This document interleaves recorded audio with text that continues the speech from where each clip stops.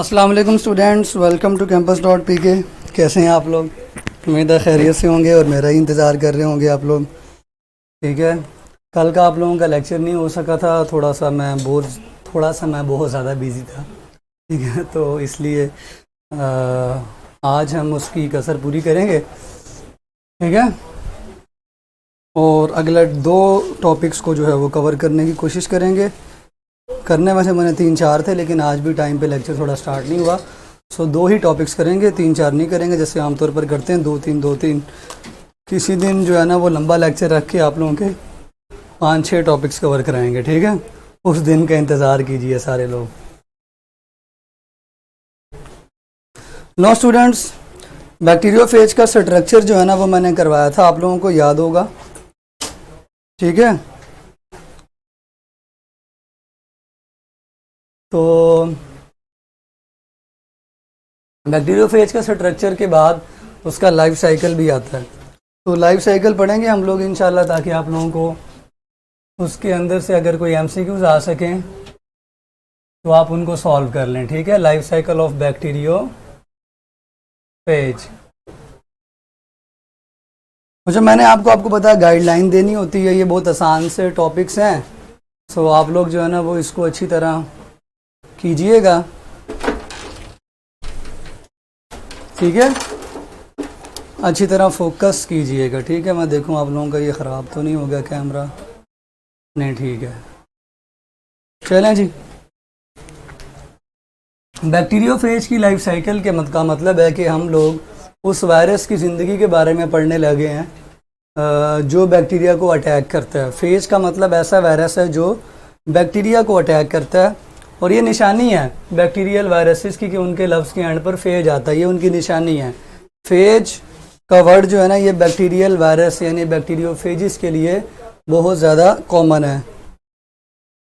सो bacteriophages की जो life है इसके अंदर 2 तरह के साइकिल्स होते हैं, जिसको हम लाइटिक और लाइसोजेनिक साइकिल कहते हैं। लेकिन इसकी जो ज़िंदगी होती है वो 2 स्टेप्स के अंदर हाँ, अभी डिसकनेक्शन अब ठीक हो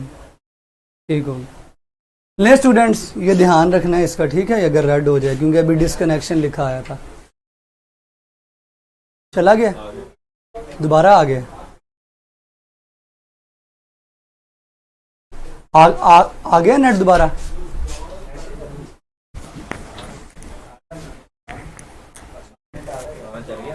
चल गया, बीच में एक स्टक हुआ था लेकिन अब चल गया। ठीक है,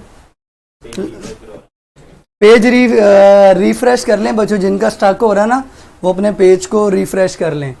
ले स्टूडेंट्स, इन्फेक्शन प्रोसेस के अंदर मज़ीद 3 स्टेप्स होते हैं। नंबर 1, सबसे पहले जो आपका वायरस होता है वो एड्जॉर्प्शन करता है, अटैचमेंट करता है, लैंडिंग करता है, लैंडिंग एड्जॉर्प्शन। उसके बाद वो सेकंड स्टेप के अंदर पेनिट्रेशन करता है। मीन बैक्टीरिया के अंदर वायरस का कुछ पोर्शन पेनिट्रेट हो जाता है, घुस जाता है, जिस तरह सुई नहीं जाती टीका लगते वक्त, ऐसे घुस जाता है। उसके बाद इंजेक्शन, ये 3 स्टेप है। इंजेक्शन जीनोम की होती है। ठीक है, कैसे होती है वो मैं भी आपको थोड़ा सा बताने जा रहा हूँ। उसमें से आप लोगों ने एमसीक्यूज को डिटेल से डिस्कस करना है। ठीक है जी। रेप्लिकेशन में मैंने आपको बताया 2 तरीके हो सकते हैं, या लाइटिक तरीका हो सकता है, लाइटिक साइकिल के ज़रिए वायरस अपनी रेप्लिकेशन करेगा, और दूसरा तरीका लाइसोजेनिक तरीके से वायरस अपनी रेप्लिकेशन को कंप्लीट करेगा। सो बच्चों, ये आपके लिए बड़ी इंपॉर्टेंट चीज़ें थी जो मैंने बताई हैं। इंशाल्लाह उम्मीद है आप लोगों को समझ भी आ गई होगी कि किस तरह करने लगे हैं। सो 1 बाय 1 हम एक स्टेप को स्टडी करेंगे। सपोज बच्चों, दिस इज द बैक्टीरिया, ये बैक्टीरिया है। ठीक है, ये बैक्टीरिया की सेल वॉल, सेल मेम्ब्रेन वगैरह जो उसकी लेयर होती है आउटर मोस्ट, ये बैक्टीरियोफेज है। This one is bacteriophage. इसके अंदर आपको पता है क्या होता है? डीएनए एज ए जीनोम होता है, और टेल के अंदर आपको मैंने कहा था 2 तरह की प्रोटीन्स होती हैं। एक प्रोटीन जो है ना वो आपको कोड की मिलती है और एक कोर की। कोर अंदर है, इसलिए इसको सिर्फ यहीं तक शो करेंगे। बच्चों ये बैक्टीरियोफेज है। How it will adsorb, adsorb का मतलब है ये attachment, landing. Adsorption mean landing. बच्चों कोई इस तरह की कमेंटिंग ना करें, सिर्फ टॉपिक से रेलेवेंट क्वेश्चन करें। अटैचमेंट को लैंडिंग भी कहते हैं। पेनिट्रेशन मीन लैंडिंग, अटैचमेंट, कुछ भी कह सकते बेटा। ये एब्जॉर्ब नहीं है, एडजॉर्ब है। एब्जॉर्ब का मतलब होता है जज़ब होना, और एडजॉर्ब का मतलब खाली अटैच होना। ये किस तरह से करेगा बच्चों, इसकी जो मैं आपको अटैचमेंट बताता हूं। This one is attachment. थोड़ी सी इसको ऊपर बनाएं ताकि जगह मिल सके बच्चों। बच्चों ये इसकी क्या है जी, अटैचमेंट है। ये जो अटैचमेंट होगी ना, अल्लाह भला करे आपकी, आपके वायरस की, ठीक है, ये अटैचमेंट है। अटैचमेंट हो गई बच्चों, ये क्या हो गई, ये अटैचमेंट। इसको हम एड्सॉर्प्शन कहते हैं। और अटैचमेंट कहां पर होती है, याद रखें, याद रखें कि अटैचमेंट रिसेप्टर्स पर होती है, रिसेप्टर्स पर होती है। लैंडिंग कहां होती है, ऑन रिसेप्टर्स। बैक्टीरियल सेल की सरफेस पे जो रिसेप्टर लगे होते हैं, उनके सिग्नल्स को पहचान कर वायरस जो है ना, ये वहां पे अटैच होता है। और इसके अंदर इन्वॉल्व कौन होते हैं, tail fibres. These are the tail fibres which are involve in the landing. So MCQs में आपने याद रखना है टेल फाइबर, और किसी किसी के साथ टेल पिन्स वगैरह भी लगी होती हैं। पेनिट्रेट, ये तो हो गई एड्सॉर्प्शन। ये क्या हो गई, तो आप एड्सॉर्प्शन के सामने ये वाली डायग्राम बना के समझ सकते हैं। पेनिट्रेशन क्या है, पेनिट्रेशन बड़ा इंपॉर्टेंट स्टेप है जो अक्सर बच्चों को गलत समझ आया होता है। आज आपको मैं सही वाला पेनिट्रेशन का मतलब बताता हूं। सही वाले पेनिट्रेशन का मतलब क्या है, ये बच्चों टेल है। टेल के अंदर आपको मैंने कहा था दो चीजें होती हैं, दो चीजें होती हैं, ठीक है। एक टेल की कोट है और एक टेल की कोर है, शीट और कोर, शीट और कोर। ये जो शीट है ना बच्चों, ये कॉन्ट्रैक्ट होगी। कैसे कॉन्ट्रैक्ट होगी, अभी आपके सामने मैं डायग्राम बनाऊंगा ना, आपको समझ आ जाएगी कि शीट कैसे कॉन्ट्रैक्ट होगी। शीट के अंदर एक रॉड लाइक कोर है जो कि प्रोटीन का बना हुआ है, ठीक है। उस कोर को हम अभी शो करते हैं। व्हाट इज द मैकेनिज्म, ये बैक्टीरिया, अब ये क्या होने लगी, पेनिट्रेशन।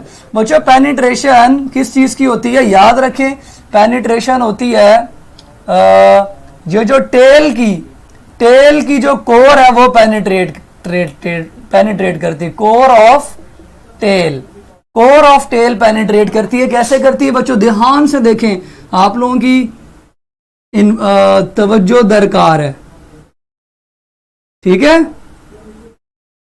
ये आप लोगों की क्या है, शीट। इसके अंदर जो मौजूद थी, क्या मौजूद थी भला, कोर प्रोटीन की बनी हुई, वो दूसरी साइड से बाहर आ गई। ये देखें, बल्कि इसको मैं थोड़ा एचडी में बना के दिखाता हूं, आपने परेशान नहीं होना कि ये टेल मोटी क्यों बनाई है। ये टेल चौड़ी इसलिए बना रहा हूं ताकि आप लोगों को समझ आ जाए। ये टेल है, ये देखें, ये चौड़ी कॉन्ट्रैक्ट हो चुकी हुई है। कॉन्ट्रैक्ट होने से इसके अंदर जो कोर है, that core will be release from here, ठीक है बच्चों, कुछ समझ आई। इस बाहर वाली क्या नाम है, इसके कॉन्ट्रैक्शन से, इसकी कॉन्ट्रैक्शन से ये जो ऊपर वाला, ये ऐसे ही होगा, फिर ज्यादा बड़ा कर दिया, ठीक है। चलें जी, ये जो शीट है, शीट कॉन्ट्रैक्ट हुई है, शीट कॉन्ट्रैक्ट्स। शीट के कॉन्ट्रैक्ट होने से जो कोर है, टेल की जो कोर है, इसको फोर्स मिली और ये अंदर पेनिट्रेट हो गई। बिल्कुल उसी तरह जैसे टीका इंजेक्ट होता है, टीका इंजेक्शन होता है, वो पेनिट्रेट होता है। तो सुई चली गई है, हम टीका लगाने के लिए सुई को वेन में डालते हैं। सो सुई जो है ना, ये कोर सुई का काम करती है। So this is the penetration. Core, ये जो कोर वाली ट्यूब है शीट के अंदर वाली, ये अंदर चली गई है। अब ये जो, इसको अगर मैं ऐसे ये वाली चीज ना दिखाऊं आपको, सिर्फ अंदर वाली कोर दिखाऊं, शीट को मैं यहां से थोड़ा सा क्या कर, ये शीट है, ठीक है, इसको मैं ऐसे हाईलाइट कर दें ताकि आपको समझ आ जाए कि शीट अलग है, अंदर वाली कोर अलग है। कोर थोड़ी सी अंदर चली गई। This is the penetration of core. Core की ट्यूब पेनिट्रेट हो गई है और बाकी का वायरस बाहर ही है, ठीक है। यानी शीट कॉन्ट्रैक्ट हुई और कोर अंदर चली गई। इस कोर में से अब तीसरा स्टेप इंजेक्शन का होगा। इंजेक्शन जीनोम के की होगी, जीनोम की इंजेक्शन होगी through the core, through core. यानी ये वाला जीनोम इस ट्यूब में से अंदर चला जाएगा। अंदर पहले ही बैक्टीरिया का क्रोमोसोम पड़ा हुआ है, सो इस ट्यूब में से इसको अलग बनाना चाहिए ना, बल्कि यहीं पे लिख देता हूं, आप दोबारा से बना लें। इंजेक्शन कैसे लगेगा? पहले स्टेप में आप सिर्फ टीका डालते हैं, अगले स्टेप में आप फिर क्या करते हैं, उसको पीछे से दबाते हैं और जो उसमें से दवाई होती है वो बंदे के अंदर चली जाती है। पहले स्टेप में तो खाली टीका जाता है, सुई जाती है नाली के अंदर। दूसरे स्टेप में जो टीके के अंदर दवाई भरी हुई थी, इंजेक्शन भरा हुआ था, वो जाएगा। सो पहले स्टेप में खाली ये सुई, ये कोर इसके अंदर पेनिट्रेट करेगी और इसके साथ ही इसको पेनिट्रेट करने के लिए, सेल वॉल को तोड़ने के लिए लाइसोजाइम एंजाइम बड़ा इंपॉर्टेंट है, ठीक है। यानी यहां से जो बैक्टीरिया की थोड़ी सी वॉल तोड़नी पड़ेगी, that will be broken down by lysozyme. ये एंजाइम है जो सेल वॉल को तोड़ेगा ताकि वहां से पेनिट्रेशन हो सके। हम तो सुई से सुराख कर देते हैं ना, यहाँ पे सुराख के लिए बकायदा ये एंजाइम आएगा और ये एंजाइम क्या करेगा, ये बैक्टीरिया का जो एनवलप है, ये बाहर वाला सेल वॉल वगैरह, उसको तोड़ेगा ताकि कोर अंदर जा सके और फिर इंजेक्शन के जरिए डीएनए अंदर चला जाएगा। This is the process of infection. Infection has been completed. Infection का मतलब सिर्फ इतना है कि वायरस का जो जीनोम है वो बैक्टीरिया के अंदर एंटर हो गया। सम टाइम वायरस पूरा एंटर होता है, लेकिन नॉर्मली वायरस बाहर ही रहता है। तो अगर एमसीक्यूज आ जाए कि मोस्टली केसेस में क्या होता है, मोस्टली केसेस में वायरस एज ए होल बाहर ही रहता है, सिर्फ उसका जीनोम अंदर एंटर होता है। Is it clear? This is the process of infection only. Infection mean चीज अंदर चली गई है, अब वो अंदर जाके रेप्लिकेट कैसे करेगी, उसके दो अलग अलग मेथड्स हैं। इज इट क्लियर बच्चों? पेनिट्रेट सिर्फ कोर करती है, कोर ऑफ द टेल, और ये शीट के कॉन्ट्रैक्शन की वजह से कोर अंदर चली जाती है। उसके बाद इंजेक्शन डीएनए का लगता है, बाद में वो जो है ना जीनोम उस कोर के जरिए मूव करता हुआ अंदर चला जाता है। इसका मतलब इस कोर के अंदर जगह है, इस कोर के अंदर रास्ता है, जिस रास्ते के अंदर से जीनोम मूव करता हुआ, सफर करता हुआ बैक्टीरिया के अंदर दाखिल हो जाता है। जीनोम के एंटर होने के बाद कोर वापस चली जाती है, जा भी सकती है, नहीं भी जाती, उसमें कोई बड़ा फर्क नहीं पड़ता, ठीक है, क्योंकि कुछ देर के बाद बैक्टीरिया ने वैसे ही मर जाना है, हर चीज तबाह हो जानी है। So it does not matter. Matter ये करता है कि जो चीज अंदर गई है वो क्या करेगी, ठीक है। तो वो दो तरीके से चलती है बच्चों। पहला तरीका मैंने आपको बताया लाइटिक साइकिल होता है और दूसरा तरीका लाइसोजेनिक साइकिल का होता है। सो अगर हम स्टार्ट करते हैं यहां से, स्टेप नंबर 1, ये बैक्टीरिया का अपना जीनोम है, यहां से हम स्टार्ट करते हैं। तो सबसे पहले लाइटिक साइकिल कैसे होगी, ये बैक्टीरियोफेज आया, इसने लैंडिंग की, इसने क्या की बच्चों, लैंडिंग, और लैंडिंग करने के बाद ये बैक्टीरिया की बॉडी के अंदर चला गया, ठीक है। इसका जो जीनोम है वो बैक्टीरिया की बॉडी के अंदर चला गया। अब क्या होगा, अब ये यहां पे ऐसे आपकी बुक में शो किया हुआ है, ये मास्टर स्लेव का रिलेशनशिप होगा। I am teaching you the lytic cycle. Lytic cycle के अंदर वायरस के पास अपना डीएनए वगैरह भी होता है। सर जी बुक पर डिफरेंट टाइप के वायरस के साथ, बेटे आप इस पे ध्यान देना, वो वाले क्वेश्चन मुझसे बाद में पूछें।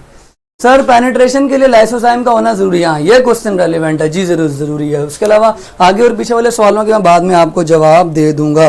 सो बच्चों लाइटिक साइकिल के अंदर सबसे पहले तो मैं आपको बताता हूँ कि ये मास्टर स्लेव का रिलेशनशिप होता है, और जो वायरस के पास वायरस का अपना एक डीएनए कोड होता है, वो डीएनए बैक्टीरिया के क्रोमोसोम को डाइजेस्ट कर देता है। देखिए ये बैक्टीरिया क्रोमोसोम था, डीएनए ने इसको खत्म कर दिया। अब कौन मौजूद है यहाँ पे, अब खाली वायरस का डीएनए मौजूद है, वो यहाँ पे राज करेगा, वो बादशाह बन जाएगा। और वो बादशाह जब बन जाएगा तो वो सारी मशीनरी के ऊपर कंट्रोल संभाल लेगा, और इस मशीनरी के ज़रिए वायरस के कंपोनेंट्स तैयार होंगे, सारे प्रोटीन और आरएनए जो भी है वायरस के कंपोनेंट्स की सिंथेसिस होगी।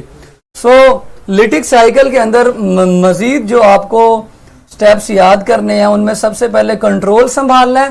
कंट्रोल संभालने के बाद ये तो इन्फेक्शन हो गया ना, यहाँ पे पेनिट्रेशन हो गई और इन्फेक्शन हो गया, इंजेक्शन होगी, यहाँ पे सिंथेसिस हो रही है नए कंपोनेंट्स की। मीन वायरस जब रेप्लिकेट करना चाहता है तो वो अपने नए कंपोनेंट्स बनाएगा।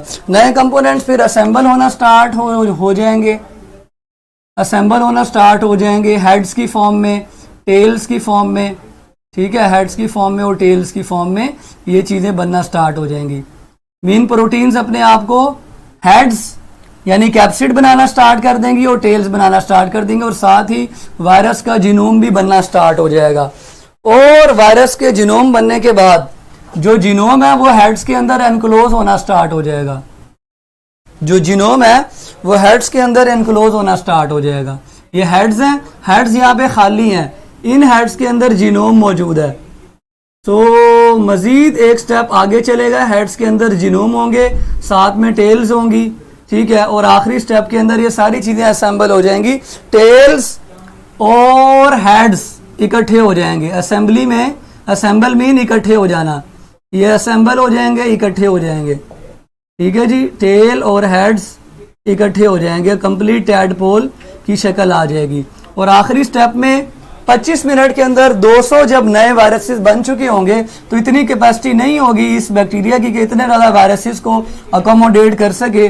सो virus will burst, sorry bacteria will burst. Bacteria जब बर्स्ट कर जाएगा, फट जाएगा, इसकी लाइसिस हो जाएगी, तो वायरसेस रिलीज हो जाएंगे and they are ready for the next infection. ये दूसरे बैक्टीरिया को इन्फेक्ट करने के लिए रेडी हैं। तो इसके अंदर जो मेन प्रोसेसेस होते हैं बच्चों, वो सिंथेसिस होती है, उसके बाद हेड्स और टेल्स बनती हैं, ठीक है, उसके बाद पैकिंग शैकिंग होती है, असेंबली होती है, असेंबली के बाद एंड पे रिलीज होता है। सो ये मैंने आपको जनरल से थोड़े से स्टेप बता दिए हैं, ठीक है।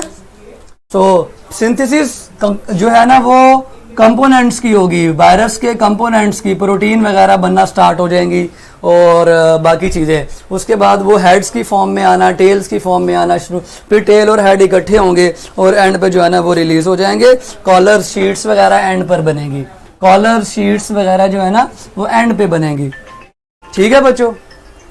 सो वायरस का डीएनए रेप्लिकेट होगा, जी बिल्कुल, वायरस का डीएनए रेप्लिकेट होगा, लाजमी होगा, ठीक है सर। वायरस की तो बायोसिंथेटिक मशीनरी नहीं होती, लाइसोजाइम कैसे बना बेटे? लाइसोजाइम जिस वक्त ये रेप्लिकेट कर रहा था ना, इसने अपना लाइसोजाइम भी बनाया। ये जो रेप्लिकेशन का प्रोसेस है ना लिटिक साइकिल में, इसने अपने कंपोनेंट सिंथेसाइज किए हैं। बार बार प्रोटीन का मैं नाम ले रहा हूं, एंजाइम भी प्रोटीन होते हैं। So in the process of replication it will synthesise its own proteins, its own enzyme, जो इसके बाद में काम आने। सो लाइसोजाइम भी ये अपना तैयार कर लेगा। सो एंड पे ये बस्ट हो जाएगा।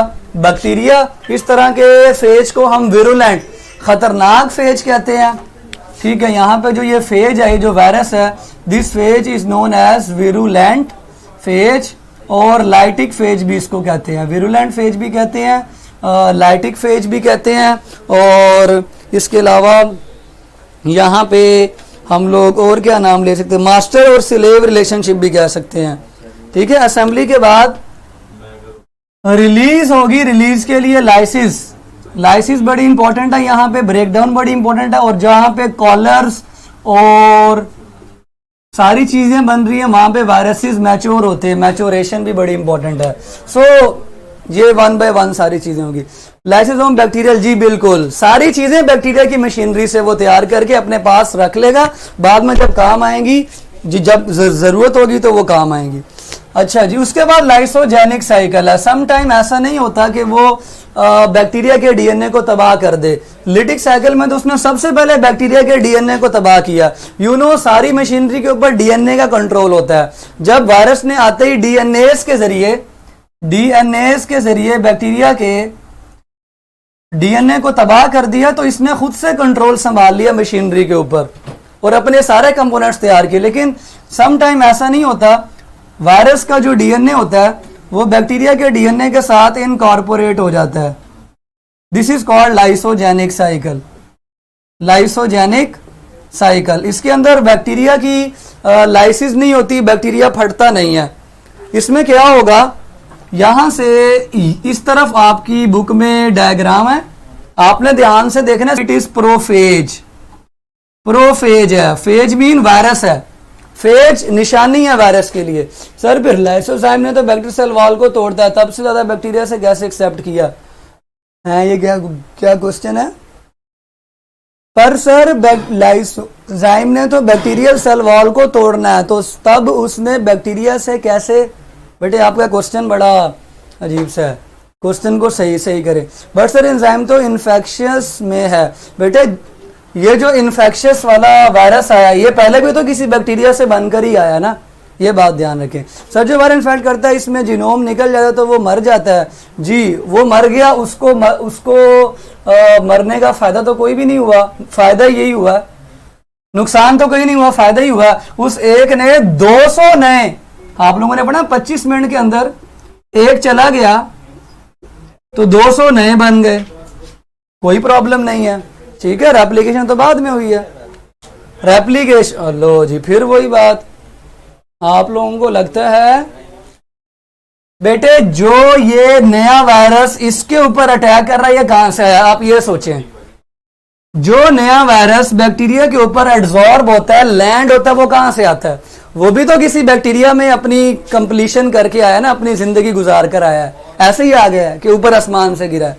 अब समझ आ गई, ये वायरस भी किसी बैक्टीरिया से ही अपनी रेप्लिकेशन करके आया है, इसीलिए इसके पास अपनी सारी चीजें मौजूद हैं, डीएनए मौजूद है, इसके पास प्रोटीन मौजूद है, लाइसोजाइम मौजूद है। It has its own protein, its own genome, its own lysozyme. ये कहां से आया, ये किसी बैक्टीरिया से ही, बेचारा तो बैक्टीरिया होगा ना, ये किसी बैक्टीरिया से ही अपनी चीजें बना कर लाया है। ओके हो गया बच्चों। लें जी, अब लाइसोजेनिक साइकिल पे ध्यान दें। लाइसोजेनिक साइकिल के अंदर बैक्टीरिया की रेप्लिकेशन स्टार्ट हो जाएगी, बैक्टीरिया के ऊपर ये कंट्रोल नहीं संभालेगा क्योंकि ये बैक्टीरिया के डीएनए को तबाह नहीं करेगा। सो इसका बैक्टीरिया का जब डीएनए रेप्लिकेट करेगा तो साथ वायरस का भी डीएनए रेप्लिकेट करेगा। सो इस तरह वायरस का डीएनए रेप्लिकेट हो जाएगा। आपको पता है बैक्टीरिया बाइनरी फिजन करता है, बाइनरी फिजन के जरिए ये वाला जो वायरस का पार्ट है ये भी रेप्लिकेट हो गया।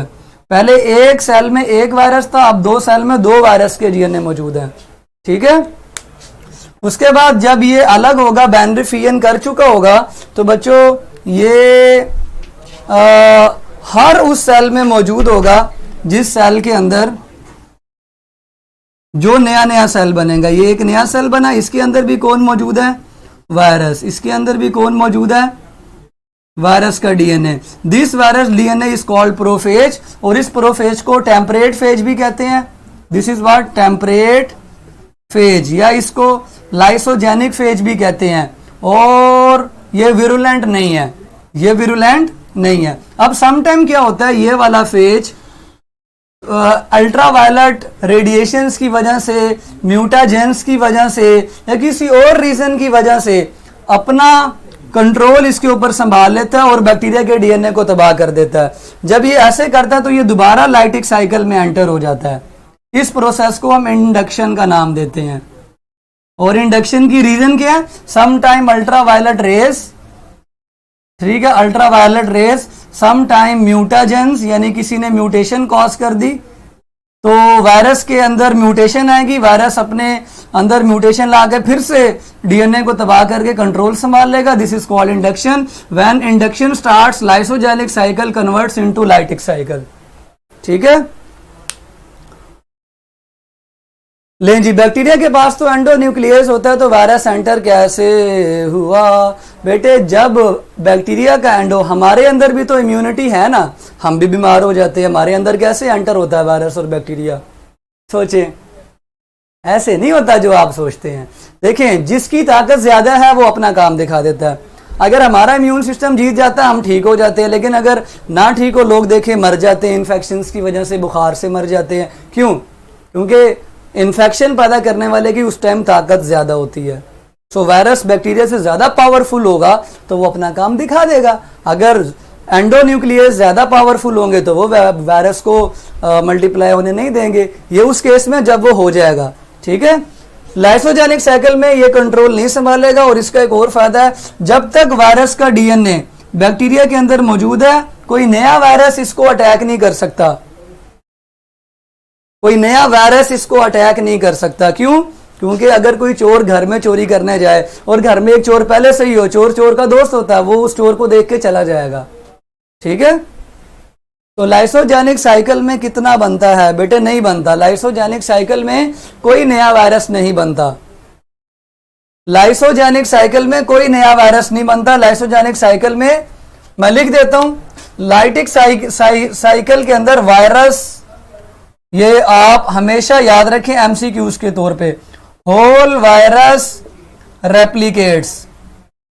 और लाइसोजेनिक साइकिल के अंदर ओनली वायरल जीनोम रेप्लिकेट्स। तो जब सिर्फ जीनोम रेप्लिकेट कर रहा है, हर बैक्टीरिया के अंदर एक नया प्रोफेज जीनोम के तौर पर जा रहा है, सो नए वायरस नहीं बनेंगे, ठीक है।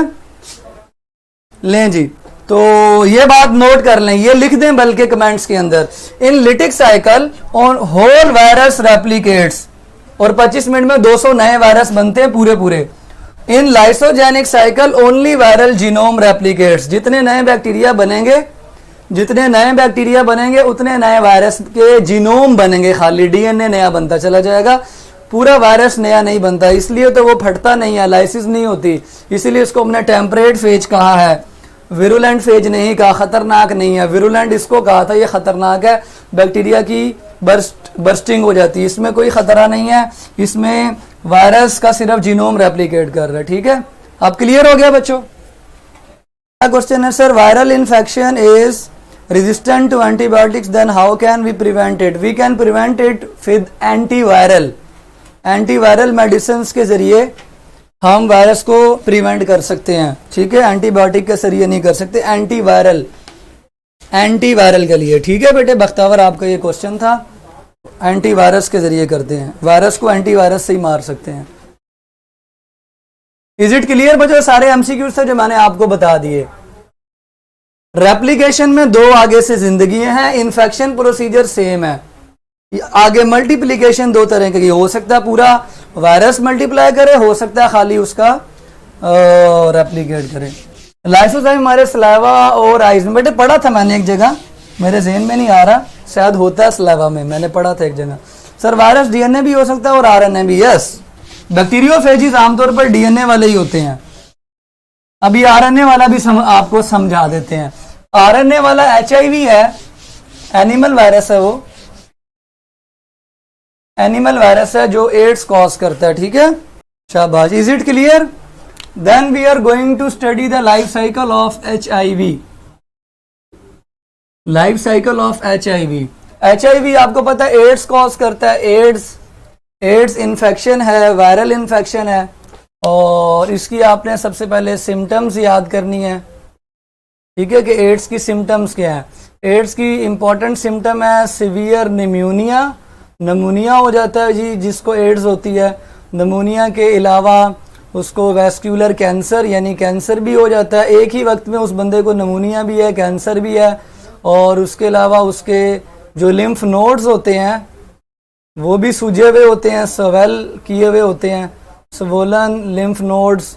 और उसके अलावा सडन वेट लॉस, उस बंदे की इतनी ज़्यादा कमज़ोरी हो जाती है कि आप सोच भी नहीं सकते। वेट लॉस भी इसकी सिम्टम है। लॉस ऑफ इम्यून सिस्टम, और जब इम्यून सिस्टम ही लॉस हो गया बच्चों तो उसको एक नहीं बल्कि multiple infections at the same time हो जाएंगी। इसीलिए हम एड्स को इतनी खतरनाक बीमारी का कहते हैं। आपको बचाने वाला इम्यून सिस्टम, उस पेशेंट का इम्यून सिस्टम ही जब खराब हो गया तो उसको कहते हैं, तो या बैक्टीरिया अटैक करते हैं तो उसके अंदर और भी इन्फेक्शन है, तो at the same time multiple infection जो है ना वो उसके आ जाते हैं। ट्रांसमिशन इसकी कैसे होती है? ट्रांसमिशन से पहले आपको इसकी कॉज पता होनी चाहिए। क्यों होता है जी? एड्स की कॉज HIV है, ह्यूमन इम्यूनो डेफिशिएंसी वायरस। इसकी जो कैटेगरी है ये रेट्रोवायरसिस की है, सबको पता होना चाहिए। रेट्रोवायरसिस को हम RNA ट्यूमर वायरसिस कहते हैं, RNA ट्यूमर वायरसिस, और ये ऑन्कोवायरसिस भी कहते हैं इनको। ये RNA वाले हैं और ट्यूमर पैदा करने वाले वायरसेस हैं। इनकी एग्जांपल है HIV। और इसके साथ ये भी पता होना चाहिए कि ये मोस्टली स्पेसिफिक होते हैं। लिम्फ नोड क्या होते हैं? लिम्फ नोड बेटे ऐसी जगह पे होते हैं जहां पे आपके पैथोजेंस के साथ व्हाइट ब्लड सेल लड़ाई कर रहे होते हैं, ठीक है। डिफेंस मैकेनिज्म में नोड्स आते हैं, इम्यून सिस्टम में पढ़ाऊंगा आपको। तो HIV का जो मेन होस्ट है वो T सेल है। ये मेन जो इसका होस्ट है वो T सेल है। T सेल को ये इन्फेक्ट करता है, इसलिए इट इज स्पेसिफिक। लेकिन कुछ रेट्रोवायरस नॉन स्पेसिफिक भी होते हैं। Majority are specific. जैसे HIV ये T सेल को इन्फेक्ट करता है, किसी और को नहीं करता है, क्योंकि किसी और पे इसके रिसेप्टर नहीं प्रेजेंट होंगे, ठीक है। लेकिन जी ट्रांसमिशन कैसे होती है? आप सबको पता है इसकी ट्रांसमिशन जो है ना वो ब्लड ट्रांसफ्यूजन से होती है। ब्लड ट्रांसफ्यूजन से हो सकती है, कॉन्टेमिनेटेड सिरिंजेस से हो सकती है। कॉन्टेमिनेटेड सिरिंजेस का मतलब है कि ऐसे पेशेंट की सिरिंज लगाएं जिसको पहले से वायरस है, जिसको पहले से वायरस है। ये T सेल T लिम्फोसाइट है, ठीक कह रहे हैं आप लोग। कॉन्टेमिनेट सिरिंज का मतलब है जिस ऐसे बंदे को पहले सिरिंज लगाई जिसको एड्स था, फिर वही सिरिंज किसी हेल्दी को लगाई जिसको एड्स नहीं था, तो हेल्दी में एड्स ट्रांसफर हो जाएगा। सेक्सुअल कांटेक्ट वगैरह से ये फैलता है, अनहाइजीनिक मैयर से ये फैलता है। सो इसकी ट्रांसमिशन हो गई। कुछ लोग ना इसको कॉजेज समझते हैं। बच्चों ये कॉजेज नहीं है, ये ट्रांसमिशन है, ठीक है। ट्रीटमेंट के अंदर कोई खास ट्रीटमेंट नहीं है। अब अभी तक इसकी वैक्सीन अंडर ट्रायल है। वैक्सीन जो है ना वो इसकी क्या है? ट्रायल्स में है, ट्रायल्स में है। मीन अभी वो मार्केट में दस्तयाब नहीं है। बन गई है आपकी बुक के मुताबिक, साउथ अफ्रीका में उसके ट्रायल्स भी चल रहे थे। सो मार्केट में अभी इसकी दस्तयाब नहीं है। सो ये बहुत खतरनाक बीमारी है। इसका जो वायरस है ना HIV, इसके बारे में डिटेल से डिस्कस करते हैं। क्योंकि ये RNA वायरस है तो ये किस तरह से अपनी लाइफ गुजारता है। लाइफ गुजारने के लिए मैं आपके सामने बना चुका हूं T cell. It is a T lymphocyte. ये क्या है? T lymphocyte. इसका और बैक्टीरियोफेज का लाइफ साइकिल तकरीबन मिलता जुलता ही है, इसलिए मैं ये जल्दी से खत्म करूंगा, ठीक है। ये T सेल है, ये T सेल का न्यूक्लियस है। ये क्या बच्चों? न्यूक्लियस है इसका, ठीक है। बाकी चीजें नहीं मैं बना रहा। ये तो T सेल हो गया। अब ये T सेल होस्ट है। ये क्या है जी? होस्ट। और इसका जो पैरासाइट है वो HIV है। HIV मैं बना के चेक करवाता हूं आपको HIV कैसा होता है। सबसे पहले आपको बताता हूं इसका कोट कौन सा है। ये इसका कोट है जिसको मैं हाईलाइट कर रहा हूं बच्चों, कैप्सिड है। This is the protein capsid, ठीक है बच्चों। ये कैप्सिड है, इसका प्रोटीन का बना हुआ कैप्सिड है। ये इसका जीनोम है जो कि RNA है। This one is the RNA genome, RNA genome. और यहां पे एंजाइम पड़ा हुआ है इसके अंदर। इस एंजाइम का नाम है रिवर्स ट्रांसक्रिप्टेज एंजाइम। ये क्या करता है अभी आपको बताते हैं। रिवर्स ट्रांसक्रिप्शन करता है जो कि RNA को DNA में कन्वर्ट करता है। ये इसका एनवेलप है बच्चों। ये HIV का एनवेलप है। ये एनवेलप है। एनवेलप होस्ट से आता ही मैंने आपको समझाया था। एनवेलप के ऊपर ग्लाइकोप्रोटीन्स की बनी हुई स्पाइक्स होती हैं। ग्लाइकोप्रोटीन्स की बनी हुई स्पाइक्स होती हैं। ये इसको रिलीज होने में और दूसरी अटैचमेंट वगैरह में हेल्प करती हैं। तो these are the spikes which are made up of glycoproteins. So यही कुछ है बस वायरस का, और कुछ नहीं है, ठीक है। ये देखें, ये कैप्सिड है। ये डब्बे की शेप में स्क्वायर है, लेकिन प्यारा सा स्क्वायर नहीं है, अजीबोगरीब सा स्क्वायर है। इसके अंदर जीनोम है, कोट ये हो गया कैप्सिड। अंदर RNA का जीनोम है और ये दो एंजाइम्स पड़े हुए हैं, 2 मॉलिक्यूल एंजाइम के। सो ये सारे MCQs हैं कि कितने एंजाइम रिवर्स ट्रांसक्रिप्टेज के पड़े हुए हैं। ये भी MCQs है, कितने मॉलिक्यूल्स जो है ना वो RNA के पड़े हुए हैं। सो 2 मॉलिक्यूल्स RNA के हैं और 2 ही मॉलिक्यूल्स आपको रिवर्स ट्रांसक्रिप्टेज के मिलेंगे, 2 ही हैं। एक कैप्सिड है और एक इसका एनवलप है, एनवलप होस्ट से ड्राइव होता है, और ये स्पाइक्स हैं, ठीक है। और याद रखें आपकी बुक के मुताबिक और के साथ जाके अटैच होती हैं 120, ये फेडरल बोर्ड में लिखा हुआ है, लेकिन आपके काम की बात नहीं है। अगर आप भी जाए तो इसके अंदर जो प्रोटीन्स की टाइप्स हैं वो 120 हैं। Now I am going to study its life cycle. बच्चों ये वायरस है, छोटा बनाऊंगा ताकि समझ आ जाए। ये वायरस है, इस वायरस के सारे कंपोनेंट्स मैं बना रहा हूँ, ठीक है। ये वायरस है, ठीक है। अब ये वायरस अटैक होना चाहता है, कहाँ पे अटैक करेगा जी? कोरोना से मिलता जुलता है, बिकॉज कोरोना भी आरएनए वायरस है, ये भी आरएनए वायरस है। ये अटैक करेगा रिसेप्टर पे। यहां पे जो रिसेप्टर होगा उस रिसेप्टर का नाम है CD4। ये CD4 रिसेप्टर है, ठीक है, CD4 रिसेप्टर। यहां पे ये आके बाइंड कर जाएगा। सो मैं इसको बाइंड करवा देता हूं दोबारा से। ये देखें, ये बाइंड कर गया और अनकॉइल कर गया। अनकॉइल होगा, अनकॉइल होने से इसकी चीजें अंदर रिलीज हो जाएंगी। ये इस तरफ कर लें, चलें, चीजें इसकी अंदर रिलीज हो गई, ठीक है। जो चीजें भी थी इसकी सारी अंदर रिलीज हो गई हैं। इसका आरएनए भी अंदर आ गया, इसकी प्रोटीन्स वगैरह जो भी थी वो चीज कर अंदर आ गई, ठीक है। सर ये स्ट्रैंड डिफरेंट क्यों नहीं होते इन आरएनए? डिफरेंट बेटे, एक जैसे ही होंगे, डिफरेंट क्यों होंगे? 2 मॉलिक्यूल्स है ना, ज्यादा इफेक्टिवनेस है। ये अनकॉइलिंग हो गई पहले स्टेप के अंदर। अब जो आरएनए है, इनमें से जो एक आरएनए का मॉलिक्यूल होगा दैट विल प्रोसीड फर्दर। ये रिवर्स ट्रांसक्रिप्शन के जरिए डीएनए बनाएगा।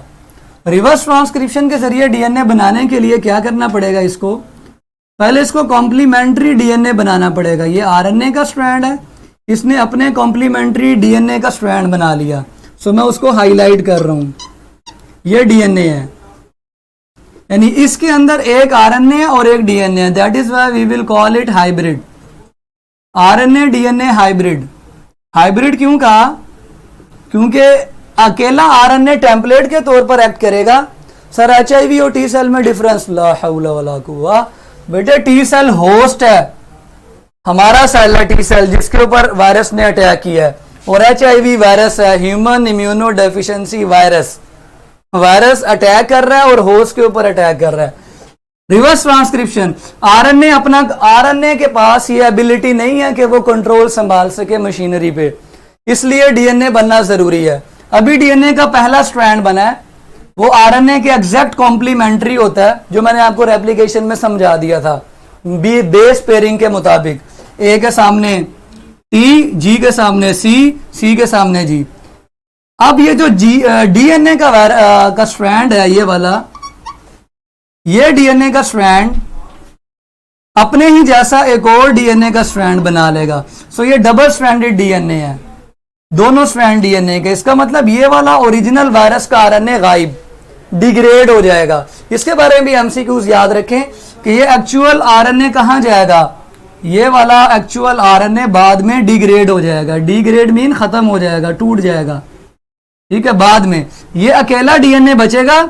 ये अकेला डीएनए अपने जैसा एक और स्ट्रैंड बना के कंप्लीट करेगा अपना double stranded DNA. Now it will enters into the nucleus for controlling the machinery.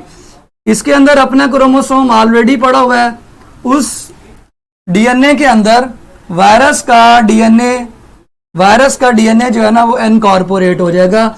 Machinery के ऊपर कंट्रोल संभालने के लिए ये डीएनए होस्ट के डीएनए के अंदर जाके अटैच हो जाएगा। इसको हम प्रो वायरस कहेंगे। अब यहां पे एक डिफरेंस याद रखें एमसीक्यूज के अंदर, कि इधर हम इसको प्रो वायरस कह रहे हैं और बैक्टीरियोफेज में हमने प्रोफेज कहा था। So what is the difference between prophase and pro virus? हाँ जी बच्चों, क्या लगता है आपको? जब ये वायरस बैक्टीरिया पे अटैक कर रहा था और अपना जीनोम बैक्टीरिया के जीनोम के अंदर इंसर्ट कर रहा था, तब उसको हमने प्रोफेज कहा था। और जब यह काम इसने एचआईवी ने टी लिम्फोसाइट के साथ किया है, तब हमने इसको प्रोफेज के बजाय प्रो वायरस कहा है। ऐसा क्या है? शाबाश। प्रोफेज में फेज का वर्ड है। Phage is only use for bacterial terminology, ठीक है। और प्रो वायरस ये एनिमल वायरसेस के लिए, प्लांट वायरसेस के लिए इस्तेमाल होगा, ठीक है। Phage is only use for bacteria. अब ये इसने कंट्रोल संभाल लिया, now it will synthesise its own components. इसके ओन कंपोनेंट्स कौन से हैं? इसमें दो तरह के कंपोनेंट्स बनेंगे। एक तो वायरस का ओरिजिनल आरएनए बनेगा, वायरल आरएनए, जो कि वायरल आरएनए, आपको पता है ना डीएनए से आरएनए बनता है by the process of transcription. So transcription start होगी, सिंथेसिस स्टार्ट हो गई है। पहला वायरल आरएनए बनेगा जो एक्चुअल में एचआईवी का आरएनए है, और साथ में मैसेंजर आरएनए भी बनेगा। मैसेंजर आरएनए न्यूक्लियस से बाहर आएगा और ये बाहर आकर मैसेंजर आरएनए राइबोसोम्स के जरिए प्रोटीन्स भी बनाएगा। और जब ये प्रोटीन्स बन जाएंगी, ट्रांसलेशन के अमल से वायरल आरएनए भी बाहर आ जाएगा। सो आरएनए और प्रोटीन दोनों चीजें तैयार हो चुकी। ट्रांसक्रिप्शन से वायरस का आरएनए तैयार हुआ और साथ मैसेंजर आरएनए। इस मैसेंजर आरएनए ने फर्दर राइबोसोम्स को इस्तेमाल करते हुए इस वायरस की बाकी प्रोटीन्स भी तैयार की। और रिवर्स ट्रांसक्रिप्टेज इस काम के अंदर ऑलरेडी इस्तेमाल हो गया। अब नए रिवर्स ट्रांसक्रिप्टेज भी बनेंगे ताकि वो नए वायरस के अंदर जा सकें। अब इनकी असेंबली होगी, मीन ये मिलेंगे और कैप्सिड्स के अंदर एनक्लोज होना स्टार्ट हो जाएंगे। ये चीजें कैप्सिड के अंदर बंद होना स्टार्ट हो जाएंगी। दो आरएनए और दो रिवर्स ट्रांसक्रिप्टेज के मॉलिक्यूल कैप्सिड में जाना स्टार्ट हो जाएंगे। ये कैप्सिड है, तो ये चीजें कैप्सिड में एनक्लोज होना स्टार्ट हो जाएंगी। मैचुरेशन असेंबली, और असेंबली के बाद ये होस्ट की मेम्ब्रेन से अपना एनवेलप और अपनी ग्लाइकोप्रोटीन्स वाले स्पाइक्स ले लेंगे, ठीक है, और रिलीज हो जाएंगे। सो आखिरी स्टेप ये रिलीज है। अब यहां से ये रिलीज होंगे और रिलीज होने के बाद ये दूसरे टी लिम्फोसाइट्स को जाके अटैक करेंगे, उनको भी कैंसरस सेल में बदलते जाएंगे। नुकसान क्या होगा टी लिम्फोसाइट को? T lymphocytes will be converted into cancerous cells, abnormal cells. So abnormality बढ़ती चली जाएगी।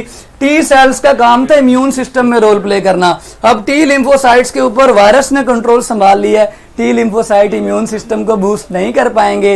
इम्यून सिस्टम खराब हो गया तो मल्टीपल इन्फेक्शंस होना स्टार्ट हो गए। सो बच्चे मुझसे अक्सर ये क्वेश्चन करते हैं, ये वायरस रेप्लिकेट होके चला तो गया, रिलीज भी हो गया, टी लिम्फोसाइट को क्या नुकसान हुआ? It becomes abnormal, it becomes cancerous. It is not able to take part in immune system anymore. So immune system तबाह बर्बाद।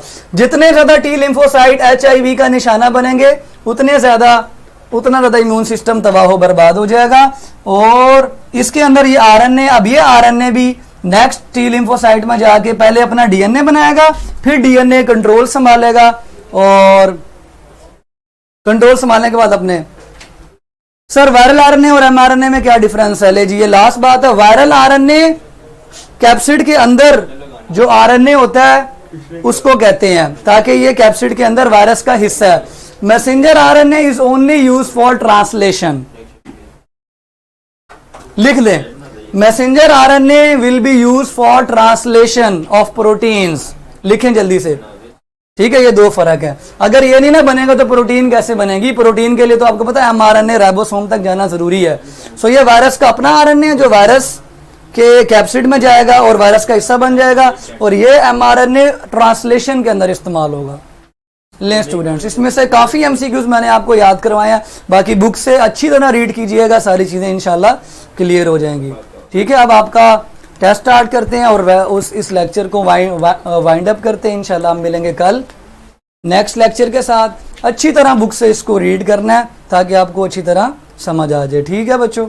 ले स्टूडेंट्स, मुझे इजाजत है, इंशाल्लाह हम मिलेंगे कल नेक्स्ट लेक्चर के साथ। कल तक के लिए बुक को अच्छी तरह रीड कीजिएगा, अपना ख्याल रखिए, ठीक है, और मुझे इजाजत दीजिए। अल्लाह हाफिज।